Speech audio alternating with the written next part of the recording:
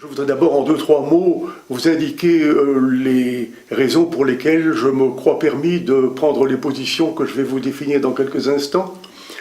Je suis donc docteur en médecine, j'ai obtenu mon diplôme à l'Université libre de Bruxelles en 1953, ça fait déjà pas mal de temps ça. Et puis j'ai été faire un stage fondamental pour moi à l'Institut du cancer de Villejuif, où j'ai appris la microscopie électronique.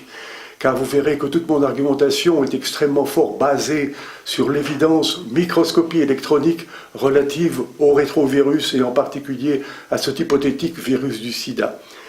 Et après ce stage à Paris, je suis parti pour New York, où j'étais parti en principe pour 1 an, mais j'y suis resté 25. À l'Institut Sloan Kettering, où je suis devenu directeur du laboratoire central de microscopie électronique de cet institut, et où j'ai fait l'essentiel des travaux auxquels je vais faire allusion dans quelques instants. Et en 81, je suis parti pour Toronto pour prendre la direction d'un grand labo de microscopie électronique à la faculté de médecine de l'Université de Toronto, où j'ai travaillé là jusqu'à ma retraite en 93. Et en 93, je suis venu m'installer ici dans les Alpes-Maritimes.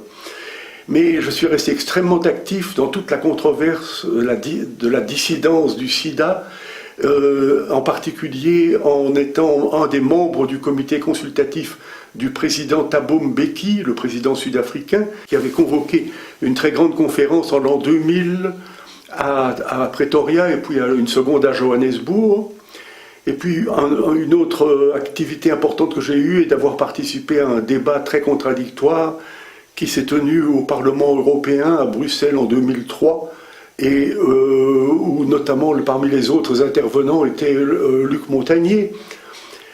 Et puis après ça, je suis devenu président d'une association américaine, essentiellement californienne, qui s'appelle Rethinking AIDS, dont j'étais président de 2005 à 2008. Mais je ne suis plus président maintenant et j'ai au fond perdu assez fort la connexion que j'avais avec ce groupe californien. Voilà l'essentiel. Peut-être devrais-je aussi vous mentionner que pendant mes années new-yorkaises, j'ai été, en toute objectivité, le premier à démontrer au microscope électronique la formation des rétrovirus à la surface des cellules qu'ils infectaient.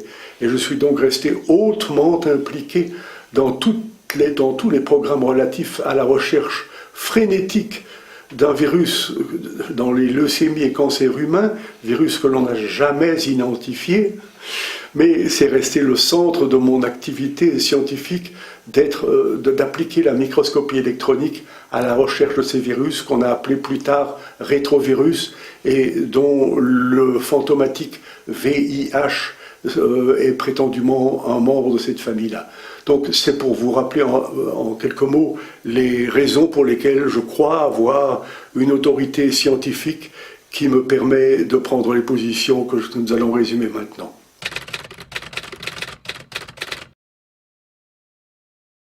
Faut-il voir le sida autrement ?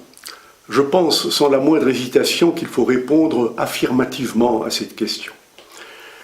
Dites-vous bien ceci, quand en médecine on affirme qu'une maladie donnée aurait une cause virale,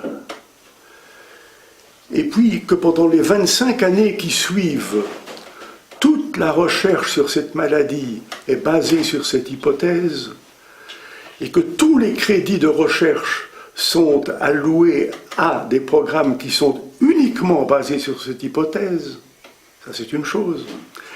Quand d'autre part, 25 ans plus tard, tous ces travaux n'ont conduit à aucun traitement, n'ont conduit à aucune prédiction épidémiologique vérifiable et n'ont jamais permis de préparer un vaccin qui aurait la moindre efficacité, dans ces 3 circonstances-là, ne pensez-vous pas que l'hypothèse de départ était probablement fausse? C'est mon avis. Et c'est pourquoi je réponds très affirmativement à la question « oui, il faut voir le sida autrement ».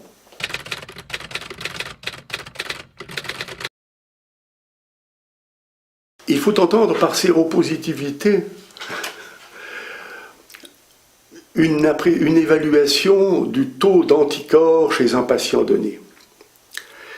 Ce qu'il faut soigneusement effacer des pensées de tous, c'est que ce terme séropositivité reflète directement la présence du virus, du fameux rétrovirus.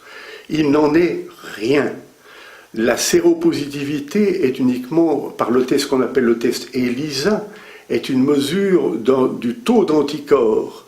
De quels anticorps? Des anticorps contre tout et n'importe quoi, et qui n'ont aucune spécificité contre un prétendu rétrovirus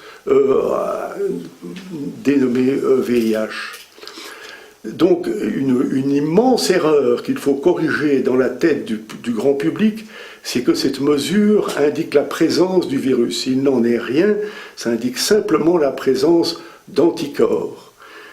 Or, ces anticorps peuvent être la réponse à la présence de protéines étrangères extrêmement variées. Il y a un article extrêmement important qui a été publié aux États-Unis, en Californie, par Christine Johnson en 1996, et où elle a établi une liste de près de 70 conditions médicales qui peuvent conférer la dite séropositivité. Cette liste est énorme, et tous ceux qui sont frappés par l'étiquette séropositif se doivent en première démarche de lire cette liste attentivement et de voir si leur profil, si leur histoire médicale ne s'expliquerait pas beaucoup plus simplement qu'en évoquant l'hypothèse d'une infection par un prétendu VIH. Cette liste comprend des affections comme la tuberculose, comme la lèpre, comme la malaria, comme le virus herpès. Cette liste comprend aussi les vaccinations, un grand nombre de vaccinations, y compris la vaccination antigrippale par exemple. Mais cette liste comprend aussi les transfusions multiples, avoir été exposé à de nombreuses transfusions et donc avoir été exposé à des protéines étrangères a pour résultat la fabrication d'anticorps qui sont dirigés contre ces protéines étrangères. Ça fait penser à qui ce que je viens de dire là? Moi, ça me fait très fort penser aux hémophiles. Les hémophiles sont très traditionnellement traités et obligatoirement traités par de très nombreuses transfusions sanguines.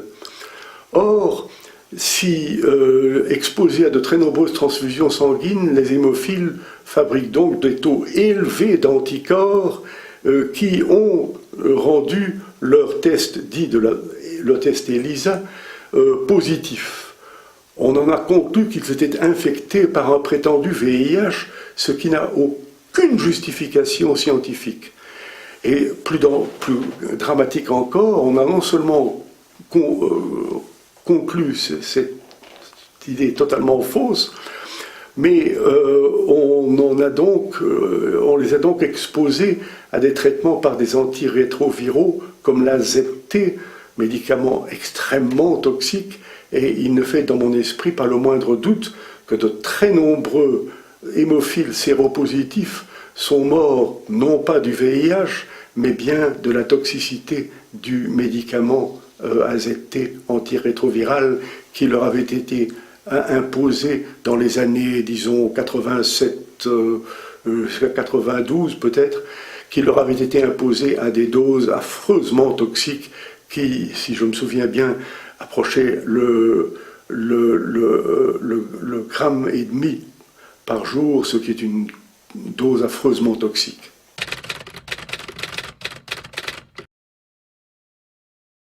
Il est exact que dans nos pays occidentaux, on ajoute un second test. Un test qu'on appelle le Western Blot et qui permet d'identifier un certain nombre, hautement variable d'ailleurs, un certain nombre de protéines dont on dit qu'elles sont spécifiques du virus. À ça, il faut ajouter une notion fondamentale. personne dans tous les labos du monde n'a jamais réussi à isoler et à purifier ce prétendu VIH. Comment peut-on affirmer qu'une protéine donnée est originaire de cet hypothétique virus sans avoir d'abord réussi la purification de ce virus? C'est une immense question que je vous pose et à laquelle je vous assure que l'on n'a toujours jusqu'ici trouvé aucune réponse. Et le premier groupe qui a analysé toutes ces données-là est basé en Australie. Il y a dans la partie à Perth, en Australie, un groupe extrêmement actif de scientifiques dont les noms sont connus de tous, c'est essentiellement Val Turner et Eleni Papadopoulos, qui ont énormément travaillé sur toutes ces questions-là, et qui ont été, je crois, les premiers à dire que ce test du Western blot n'avait aucune spécificité, pour la bonne raison qu'il n'y avait pas eu préalablement un isolement et une purification du rétrovirus, et que par conséquent, on n'avait aucune raison scientifique d'accepter la notion que les protéines reconnues dans ce test étaient effectivement d'origine virale. Les Australiens, dès cette époque-là, ont souligné la possibilité infiniment plus grande que ces protéines provenaient de débris cellulaires présents dans tous ces échantillons et n'avaient aucune relation directe avec un très hypothétique rétrovirus. En plus de ça, ce test Western blot est défini de façon différente dans tous les pays du monde. Je vous signale qu'au Royaume-Uni, il est interdit pour non spécifique. Que dans certains pays, on dit qu'il faut 2 protéines, que dans d'autres pays, on dit qu'il en faut 4. Bref, si vous êtes identifié comme positif par ce test dans un pays, il vous suffit peut-être de prendre l'avion et d'aller dans le pays voisin et vous serez négatif. Pour vous dire le degré affreusement faible de la fiabilité que comporte ce test du Western blot.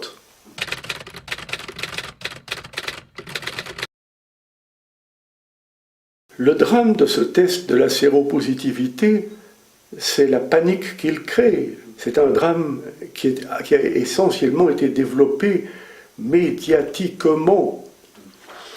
Comme l'avait dit il y a pas mal d'années notre célèbre Coluche, le sida est une maladie qui se transmet médiatiquement. S'il n'y avait pas eu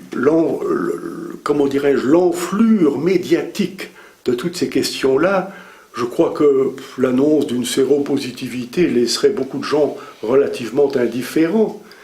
Mais il y a eu une telle amplification proche de l'hystérie et créatrice d'une panique, d'une terreur absolument mondiale, qui fait que les gens que l'on déclare séropositifs sombrent dans une panique évidente, dans une dépression inévitable, qu'un nombre non tragique d'entre eux se suicident de désespoir, que leur vie personnelle en est complètement bouleversée, perte du boulot, divorce, effondrement dans des conditions de vie absolument lamentables, et grande difficulté d'échapper à la théorie officielle selon laquelle l'indication de cette séropositivité impose le traitement par des drogues d'une toxicité énorme. Mais ce qu'il faut ajouter à cette toxicité des médicaments, c'est un point vraiment extrêmement, j'ai envie de dire pervers. C'est que la toxicité de ces médicaments est un ensemble de symptômes qui ressemblent d'extrêmement près au sida lui-même.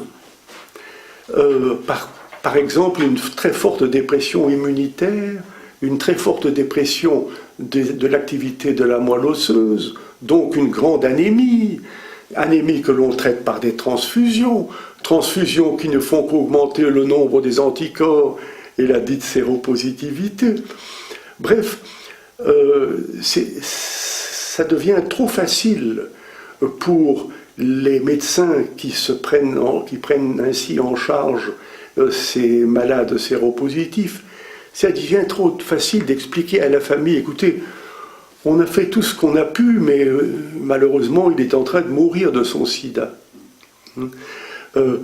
C'est vraiment dramatique de comprendre que les effets secondaires de la haute toxicité de ces médicaments peuvent être confondus avec le sida lui-même et par conséquent permettent une confusion affreuse entre les effets secondaires du médicament et le syndrome lui-même. Qu'il y ait de faux séropositifs est l'évidence même.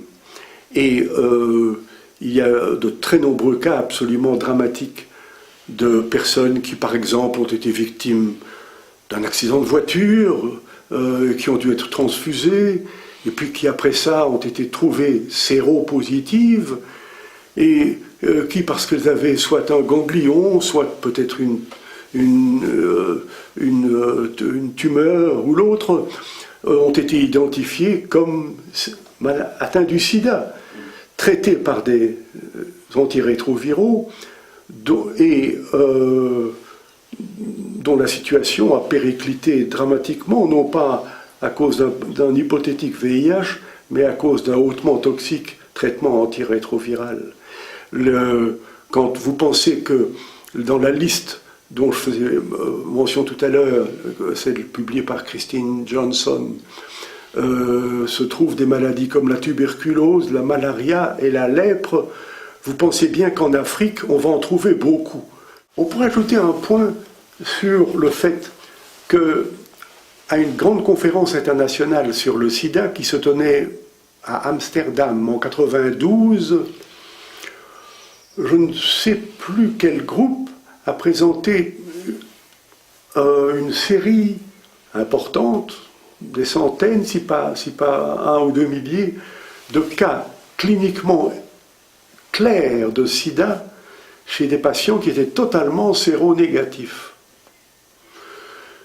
Alors, c'est évidemment une notion qui embarrassait terriblement l'orthodoxie du sida.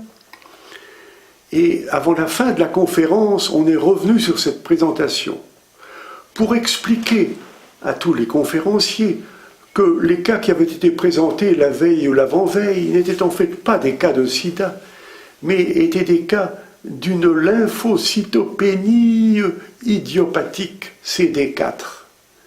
Ce qui est vraiment joué sur les mots d'une façon scandaleuse, car ça veut dire exactement la même chose. Ça veut dire une chute des fameux lymphocytes CD4 d'origine idiopathique, donc d'origine inconnue, lymphocytopénie CD4 idiopathique, et que ça n'avait rien à voir avec le sida. Donc, on était sauvés.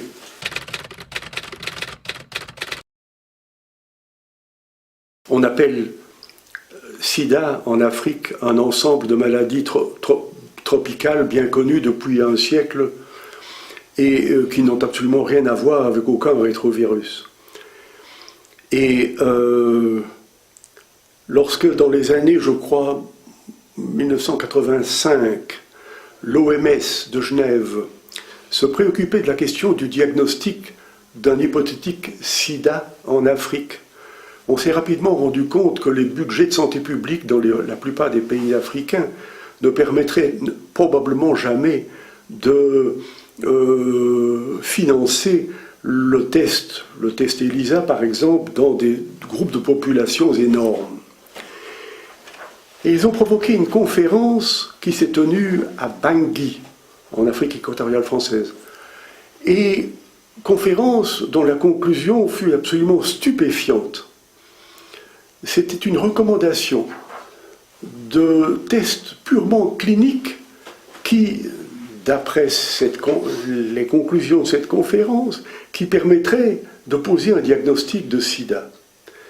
Mais les symptômes cliniques comporte, je n'ai peut-être pas la liste très précise en tête, mais comporte un mois de fièvre, un mois de toux et de l'amaigrissement, par exemple. Il y a d'autres choses, mais je n'ai plus la liste trop précisément en tête.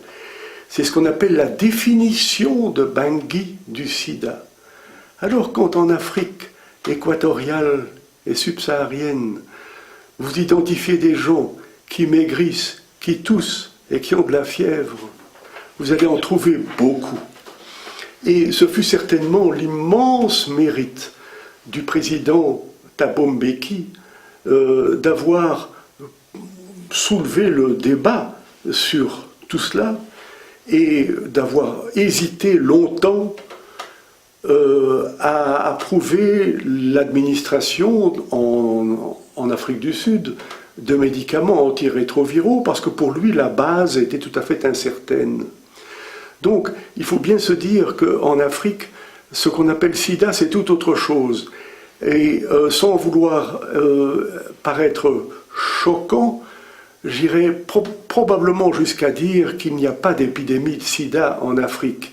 Il y a énormément de malnutrition, de tuberculose, de malaria, de conditions d'hygiène publique extrêmement préoccupantes, et que tout ça crée un ensemble de pathologies qui très souvent culminent par une immunodéficience majeure et par la mort d'un très grand nombre de gens. Mais que cela ait quelque chose à voir avec un hypothétique VIH est absolument non scientifiquement démontré.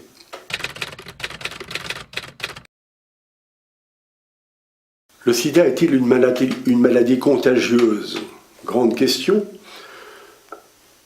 Pour l'immense majorité de la population du monde et des médecins du monde, la réponse est affirmative.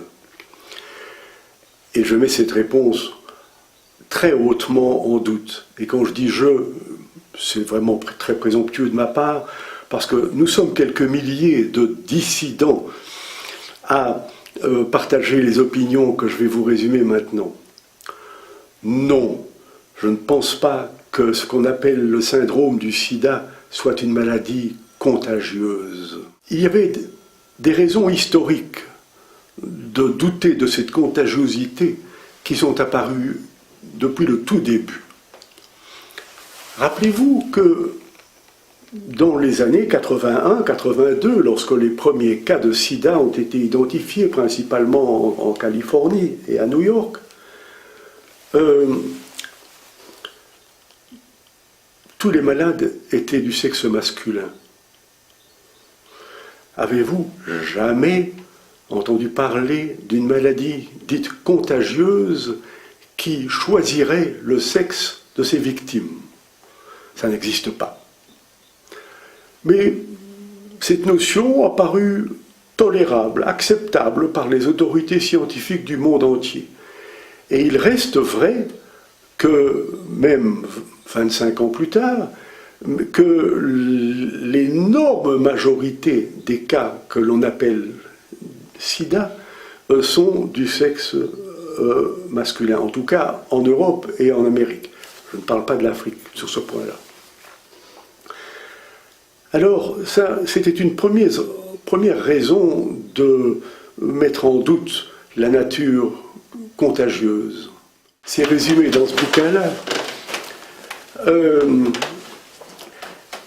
Une parabole qui est la suivante et qui, je crois, frappe assez bien l'imagination. Imaginez un peu que vous êtes médecin et vous vous occupez d'une petite usine, une vieille usine qui fabrique des colorants. Cette usine est très mal ventilée, les conditions d'hygiène pour les ouvriers sont misérables et ces ouvriers sont exposés à des poussières très riches, par exemple en sel de plomb. Et après quelques années, vous constatez un nombre important de cas de saturnisme, donc de l'intoxication par le plomb, qui est une intoxication grave. Est-ce que vous allez en conclure que le saturnisme est une maladie contagieuse? Non. vous allez en conclure que les ouvriers de cette usine ont tous été exposés aux mêmes toxiques et qu'ils ont tous répondu par la même intoxication. Mais de là à dire que ces ouvriers ont été exposés à une maladie contagieuse, il n'en est pas question. Ce serait une conclusion qui n'aurait aucun sens scientifique. Mais en matière de sida, c'est pourtant la conclusion que l'on a prise.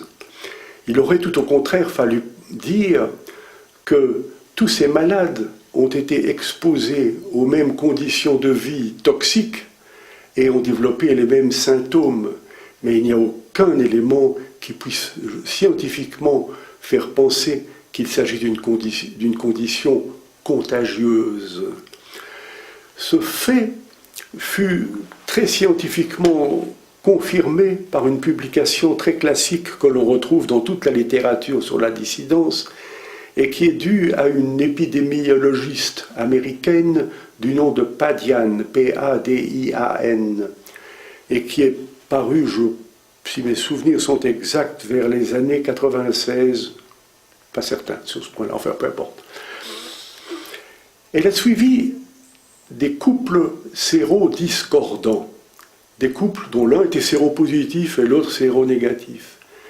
Elle les a suivis pendant des années, d'une manière extrêmement rigoureuse du point de vue de l'épidémiologie. Et elle n'a pas pu démontrer un seul cas de séroconversion du partenaire séronégatif. Alors, parlez-moi d'une maladie contagieuse. Et puis, il y a un autre argument qui, lui, s'étale plus sur le monde entier. C'est le fait qui avait déjà été souligné par Ruth Bernstein en 1993, je crois, qu'il n'y a pas de sida parmi les prostituées.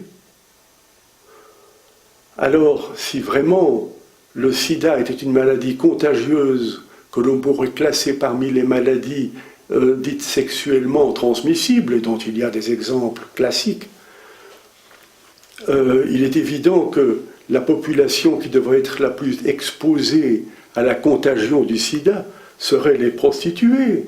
Or, des enquêtes menées dans, je ne dis pas tous les pays du monde, mais dans de nombreux pays du monde, en Thaïlande, en Italie, en France, aux États-Unis, ont toutes constaté avec surprise que les prostituées ne faisaient pas de sida. Alors parlez-moi d'une maladie contagieuse, vraiment il ne pourrait en être question. La prédiction totalement catastrophique qui avait été faite à Washington en 1984 du risque d'une pandémie mondiale couvrant toute la population ne s'est jamais démontrée depuis 30 ans que cette affection est reconnue. Elle reste très strictement limitée aux petits groupes des homosexuels et des drogués. Il n'y a aucune évidence qu'il n'y ait jamais eu une épidémie de ce syndrome dans la population hétérosexuelle. C'est un point fondamental qu'il importe de souligner, et qui a d'ailleurs été souligné par un ancien haut fonctionnaire de ONU-SIDA à l'OMS à Genève, qui est le Dr James Chin, et qui a publié un bouquin que j'ai ici, The AIDS Pandemic. Le sous-titre résume le tout. La collision entre l'épidémiologie et le politiquement correct. C'est un bouquin très important, qui a d'ailleurs été... James, dont l'auteur a été interviewé par l'auteur de ce magnifique article que Nexus avait publié il y a déjà 3 ans sur le dossier du sida, et qui a interviewé James Chin sur cette collision entre l'épidémiologie et le politiquement correct.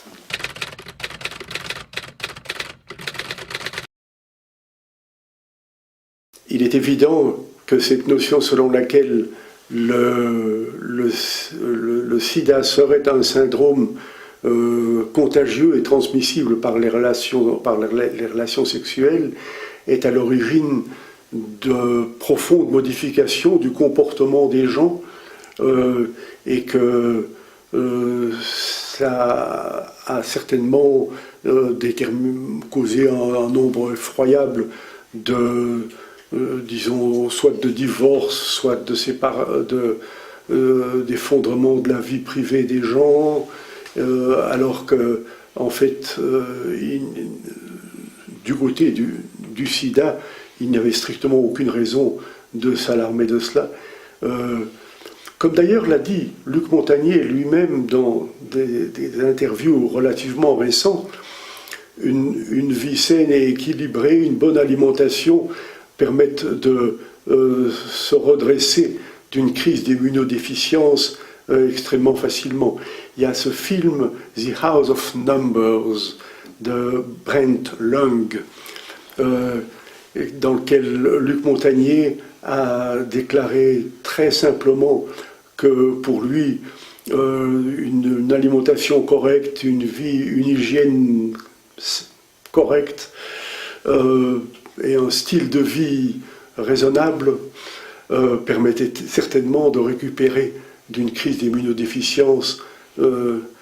Et on sous-entendait, quand on entendait ces propos, qu'il avait envie de dire, sans devoir s'exposer à la toxicité de tous ces médicaments dont la toxicité est reconnue comme étant absolument dramatique. Le point des relations sexuelles non protégées est fondamental, parce que il est évident qu'il existe des affections qui sont sexuellement transmissibles, comme la syphilis, la blénorragie, l'herpès, et que pour prévenir la transmission de ces affections-là, il est essentiel de maintenir la recommandation la plus absolue sur la prudence et l'utilisation de relations sexuelles dites protégées.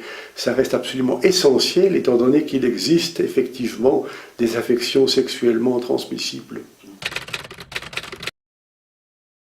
Un souvenir personnel d'abord. Lorsque, en juin 2000, je participais à la conférence que le président Mbeki avait organisée à Pretoria, conférence qui était tout à fait bipartite, où il y avait même plus d'orthodoxes que de dissidents. Je n'oublierai jamais une certaine émotion et une tension sanguine qui a peut-être monté un petit coup.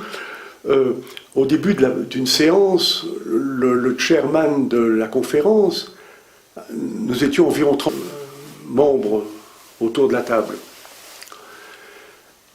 a demandé à chacun d'entre nous de se lever et de dire en moins de 2 minutes, de faire comment dirais-je, de prendre une position précise et extrêmement limitée sur un point donné. Et quand on vous demande ça et que vous n'êtes pas préparé, il y a de quoi être un petit peu nerveux.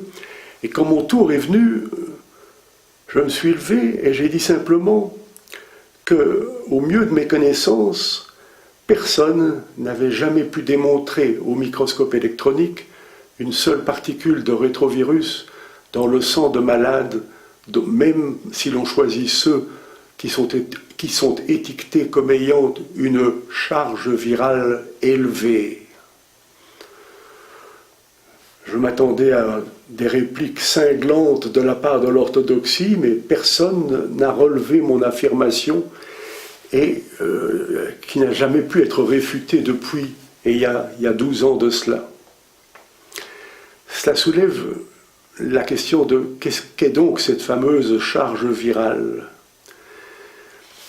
Sachez que quand on mesure la charge virale, et que vous lisez le petit texte des indications techniques sur comment il faut faire ça dans un labo, enfin, on vous indique qu'il faut préparer un échantillon à partir du plasma du malade par centrifugation à basse vitesse.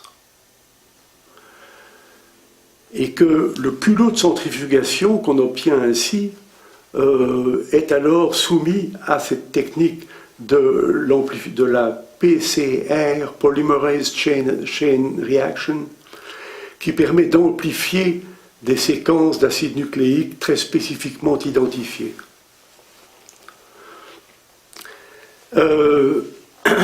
Donc on évite totalement l'isolement de particules de rétrovirus. Nous savons tous très bien, tous ceux qui, comme j'en étais, ont beaucoup travaillé sur l'isolement et la purification des rétrovirus, savent très bien qu'il faut des vitesses de centrifugation beaucoup plus élevées pour sédimenter des rétrovirus.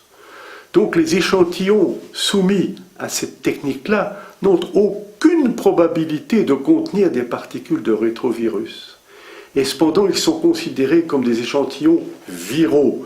Et personne ne s'est jamais donné la peine de faire une vérification au microscope électronique de ces culottes de centrifugation pour prouver qu'ils contenaient bien des particules rétrovirales. Ça n'a strictement jamais été fait. Alors, qu'est-ce qu'on mesure dans la charge virale? Je me souviens très bien que lors de cette conférence qui avait eu lieu au Parlement européen de Bruxelles et dont je faisais mention tout à l'heure, on a posé la question à Luc Montagnier. On lui a dit, mais monsieur Montagnier, dites-nous un petit peu, dans votre esprit, qu'est-ce qu'on mesure dans la charge virale? Et sa réponse a été totalement vague et diffuse et n'a convaincu strictement personne. J'ai publié récemment, dans une revue américaine qui est publiée en Arizona, un article fournissant une autre interprétation, une autre réponse à cette question, qu'est-ce qu'on mesure dans la charge virale? Beaucoup de grands malades présentent des quantités variables d'ADN circulant. Ça résulte d'une forme de suicide cellulaire qu'on appelle l'apoptose, et dans laquelle des débris cellulaires finissent par circuler dans le sang en quantité variable. Des débris cellulaires qui peuvent également contenir des débris de noyaux cellulaires, donc de chromosomes, donc d'ADN humain. Or, tout ADN humain contient environ 8% de séquences de nucléotides qui sont typiques des rétrovirus. Tous, vous, moi et tous les autres, nous avons tous dans nos chromosomes un certain pourcentage, autour de 8%, de séquences qui sont typiques du génome des rétrovirus. Donc, quand de l'ADN circulant se trouve dans notre sang du fait de la dégénérescence cellulaire, dans des cas de cancer, dans des cas de maladies infectieuses, il est tout à fait normal, comment dire, on devait s'attendre à ce que la technique du PCR identifie ces séquences-là, les amplifie, mais en tirant la mauvaise conclusion qu'il démontre la présence d'un prétendu VIH hypothétique qui n'a jamais été vu par personne, qui est un virus totalement fantomatique.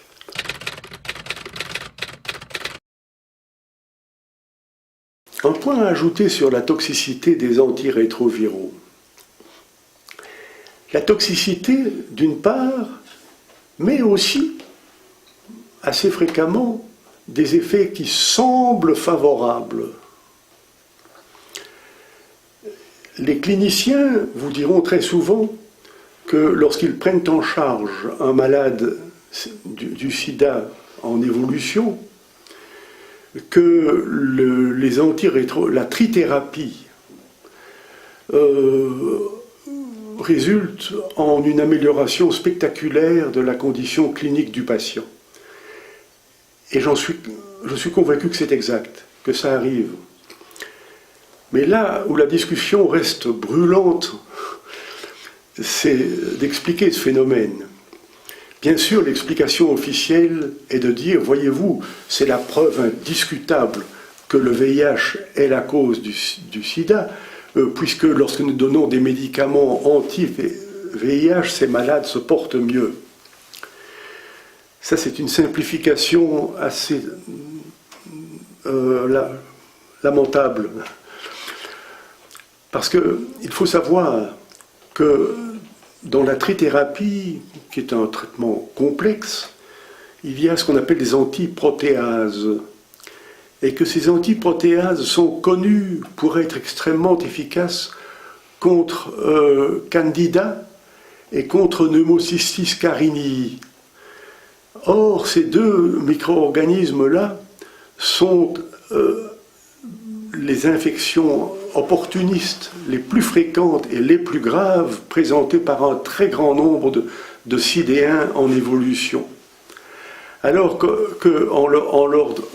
si bien que lorsqu'on leur donne une trithérapie comprenant les dites antiprotéases, on a une bonne chance de contrôler le Candida et de contrôler Pneumocystis et par conséquent d'améliorer considérablement la condition clinique du patient. Sans que pour cela ne démontre en rien que les antirétroviraux ont été ont offert une preuve de la liaison causale entre le VIH et le sida.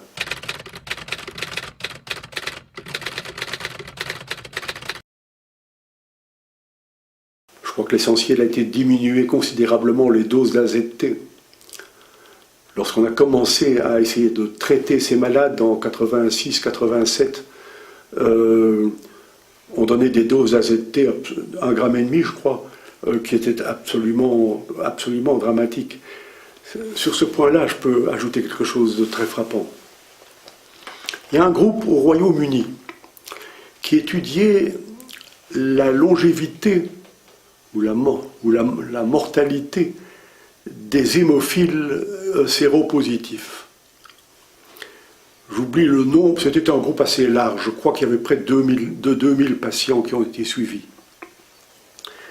Et on observait dans ce travail que la mortalité des hémophiles séropositifs était assez stable entre les années 1980 et 86-87.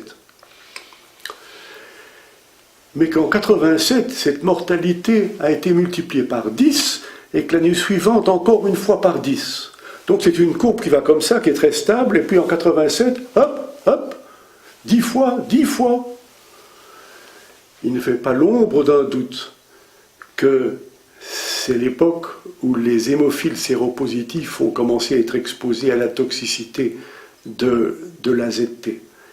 Et que ça n'avait rien à voir avec le fait que ces hémophiles avaient été exposés à un très hypothétique rétrovirus que personne n'a jamais pu voir au microscope électronique chez aucun patient. Vous me demandez ce qu'il faut penser de ces images du VIH dont la presse du monde entier est sursaturée depuis 20-25 ans. Il faut savoir une chose très fondamentale, c'est que toutes ces images dérivent bien sûr d'observations qui ont été faites au microscope électronique, mais d'observations qui ont été faites sur... Vous voyez dans de très nombreux bouquins comme celui-ci par exemple, de ces belles images qui sont des constructions numérisées de toutes les techniques actuelles de numérisation des images, et qui sont très frappantes, qui sont même souvent mises en couleurs tout à fait attirantes, mais qui n'ont strictement aucune validité scientifique, et qui dérivent strictement d'observations faites très fréquemment de particules de rétrovirus dans des cultures cellulaires qui sont d'une très grande complexité, où on a ajouté tout ce qu'il fallait pour être sûr d'en trouver. C'est d'ailleurs ce que Luc Montagnier a dit lui-même un jour en décrivant ces cultures comme des soupes de rétrovirus. On y avait tout mis pour être sûr d'en trouver. On y avait tout mis, y compris des lymphocytes du sang du cordon ombilical, dont nous savons très bien que chez l'homme, tous les tissus embryonnaires sont très riches en particules rétrovirales que l'on appelle endogènes.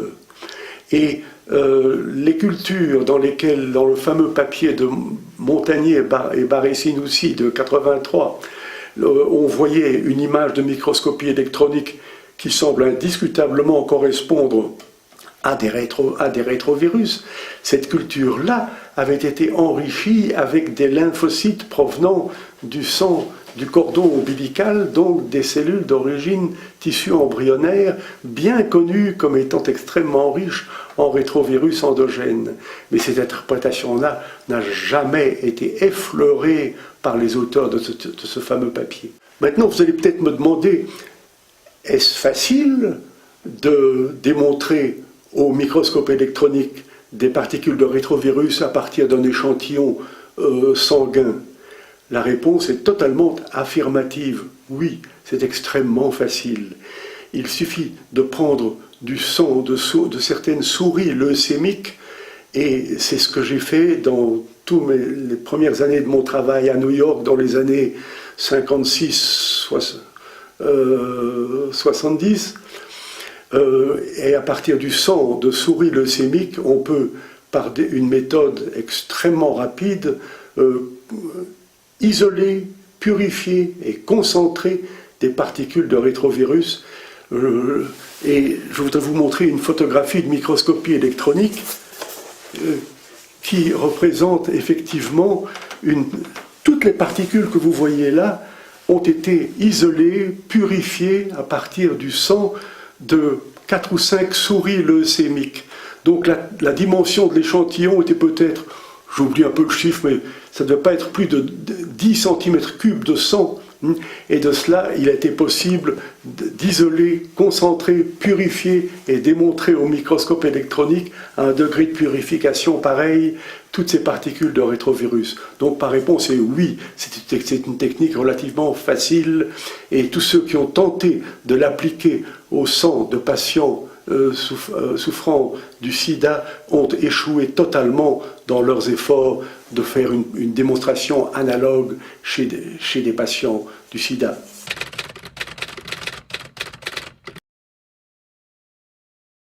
Pour tenter de répondre à la question de savoir comment nous en sommes arrivés là, je crois que les réponses sont tout à fait non scientifiques.